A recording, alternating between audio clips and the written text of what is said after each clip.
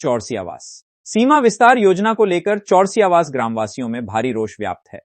प्रस्तावित सीमा विस्तार के विरोध पहुंचे और विकास प्राधिकरण एडीए के खिलाफ जोरदार प्रदर्शन किया।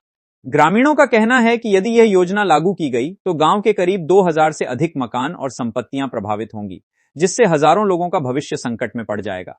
प्रदर्शन के दौरान ग्रामीणों ने प्रशासन के खिलाफ नारेबाजी की और जिला कलेक्टर को ज्ञापन सौंपते हुए सीमा विस्तार प्रस्ताव को तत्काल निरस्त करने की मांग की। ग्रामीणों का आरोप है कि बिना जनसुनवाई और बिना ग्रामवासियों की सहमति के सीमा विस्तार की प्रक्रिया आगे बढ़ाई जा रही है, जो पूरी तरह अनुचित है। ग्रामीणों ने बताया कि प्रस्तावित योजना के तहत चौरसी आवास गांव को विकास प्राधिकरण की सीमा में शामिल किया जा रहा है।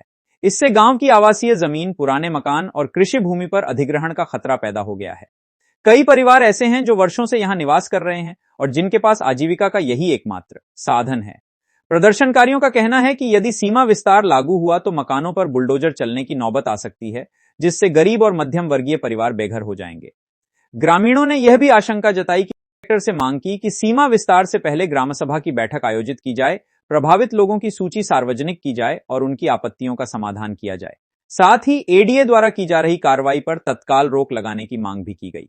जिला प्रशासन की ओर से ग्रामीणों को आश्वासन दिया गया कि उनकी मांगों को गंभीरता से लिया जाएगा और ज्ञापन को उच्च स्तर तक भेजा जाएगा। प्रशासन ने कहा कि बिना उचित प्रक्रिया और जनहित को ध्यान में रखे कोई अंतिम निर्णय नहीं लिया जाएगा। फिलहाल चौरसी आवास के ग्रामीण सीमा विस्तार योजना को लेकर डटे हुए हैं और चेतावनी दी है कि यदि उनकी मांगों पर ध्यान नहीं दिया गया तो वे आंदोलन को और तेज करेंगे। एडीए की कॉलोनी पृथ्वीराज नगर योजना है, उसमें हमारे चौरसी आवास गांव के बहुत लोग बसे हुए। चौरसी आवास गांव पुराना, किसी से छुपा हुआ नहीं है। इस चौरसी आबादी मकान बने उनको नहीं छोड़े चाहिए और योजना उनको छोड़कर कब्रिस्तान हो, आबादी हो, और जो लोग बसे हुए हैं, वर्षों से बसे हुए हैं, जो पैदाइशी वहीं के बासिंदे हैं, उनको हटाकर आप योजना लागू तो ये अच्छी बात नहीं है। मेरी प्रशासन से मांग है, लोगों के आशियानों को नहीं तोड़ा जाए और पुराने बासिंदे हैं, वहीं के जनजात रहने वाले लोग हैं, उनके मकानों को छोड़ कर कोई योजनाएं लाई की जाए। के लोग प्रभावित, बहुत सारी आबादी है गाँव जाके देखो, 2000 घरों की आबादी अगर प्रभावित होती है तो लोग ऐसे ही सड़कों पर आएंगे। मैं तो ये कहूँगी एडीए प्रशासन मनमानी नहीं कर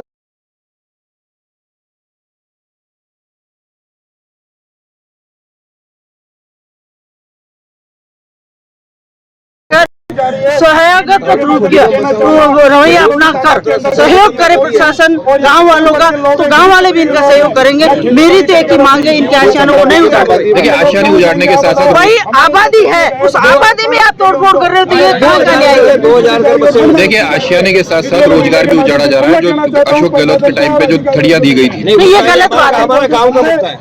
आज तो हम गाँव का मुद्दा लेकर आए। आने वाले समय में अगर रोजगार ढूंढते तो सरकार ने तो दी थी उनको, आंदोलन की स्थिति तो ये ठीक नहीं है। किसी को रोजगार तो दे नहीं सकते और रोजगार उजाड़ रही है सरकार, और सरकार को चाहिए कि इन लोगों की मांग पर सहयोगात्मक रूप में और विचार कर इनको राहत प्रदान की जाए और इनके आशियानों को नहीं उजाड़ा जाए। 2000 की आबादी पर अगर तोड़ा जाएगा तो लोग इससे ज्यादा सड़कों पर आएगा और पूरा आंदोलन करेंगे।